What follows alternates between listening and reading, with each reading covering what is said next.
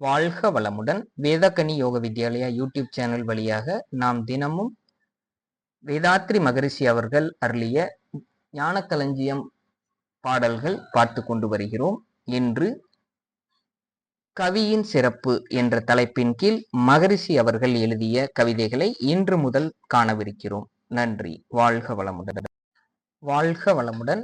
பாடல் எண் 481. தலைப்பு நல்ல கவி. கவி என்றால் இசைத்ததற்கு ஒளிமுகப்பு கருத்துயர்வு ஒழுங்காக அமைய வேண்டும். கவி என்றால் கற்போர்கள் கருத்துயர்த்தி கண்ணியமாய் வாழ வழிகாட்ட வேண்டும்.